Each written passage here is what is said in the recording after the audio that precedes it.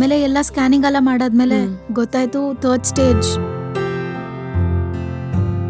Punarjan hospital ಯಾವುದೇ side effects ಇರಲ್ಲ, cure ಆಗತ್ತೆ ಅಂತ ಹೇಳಿದ್ರು. Left side breast cancer complete ಆಗಿ ಕ್ಯೂರ್ ಮಾಡಿದ್ರು. ಏನು ತಿನ್ನಕ್ಕಾಗ್ತಿರ್ಲಿಲ್ಲ, ಕೆಲಸ ಮಾಡಕ್ಕಾಗ್ತಿರ್ಲಿಲ್ಲ. I had to take support. ಆದ್ರೆ ಇವಾಗ ಏನಂದ್ರೆ I can do it on my own.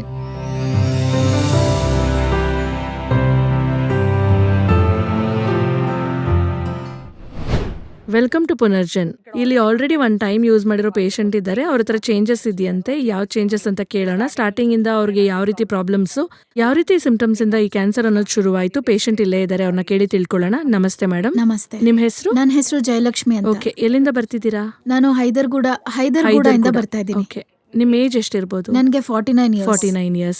Okay, ನಿಮ್ಗೆ ಏನ್ ಕ್ಯಾನ್ಸರ್? ಅದೇ ಬ್ರೆಸ್ಟ್ ಕ್ಯಾನ್ಸರ್. ಬ್ರೆಸ್ಟ್ ಕ್ಯಾನ್ಸರ್ ಎಷ್ಟು ವರ್ಷದಿಂದ ಇದೆ? ಆಗಸ್ಟ್ ಅಲ್ಲಿ ಇದೆ ಅಂತ ಗೊತ್ತಾಯ್ತು. August, last year August. Last year.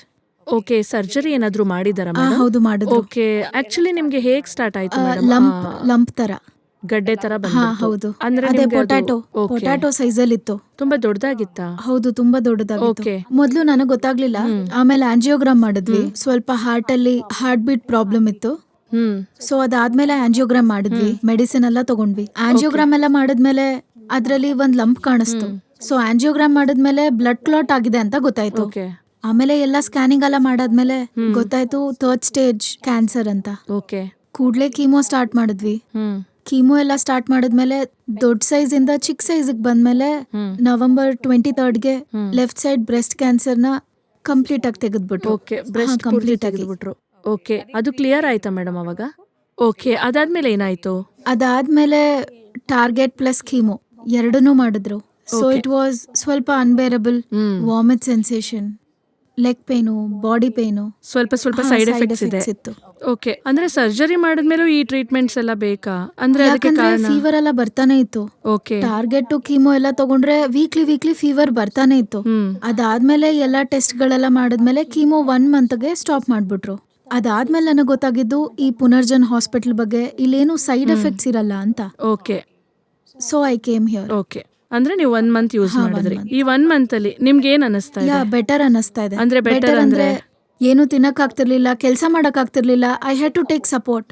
ಆದ್ರೆ ಇವಾಗ ಏನಂದ್ರೆ I can do it on my own. With own yourself. ಅಂದ್ರೆ ಸೊ ಈಗ ನಿಮ್ಗೆ ಪೂರ್ತಿ ಅರ್ಥ ಆಯ್ತು ಅಲ್ವಾ? ನಿಮ್ಗೆ ಎನರ್ಜಿ ಬಂದಿದೆ, ಎನರ್ಜಿ ಇದೆ. I can do my own work. So family history ಎಲ್ಲ ಏನಿಲ್ಲ? ಏನೂ ಇಲ್ಲ, everything was fine. Okay, so may be ಹೇಗ್ ಬರುತ್ತೆ ಕ್ಯಾನ್ಸರ್ ಅನ್ನೋದು ಕೂಡ ನಮಗ್ ಗೊತ್ತಾಗೋದಿಲ್ಲ.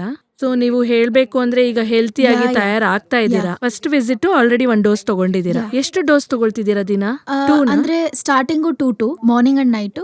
ಅದಾದ್ಮೇಲೆ ನೆಕ್ಸ್ಟ್ ವೀಕ್ ಇಂದ 3 times ಅಂತ ಮಾಡಕ್ ಹೇಳಿದ್ದಾರೆ.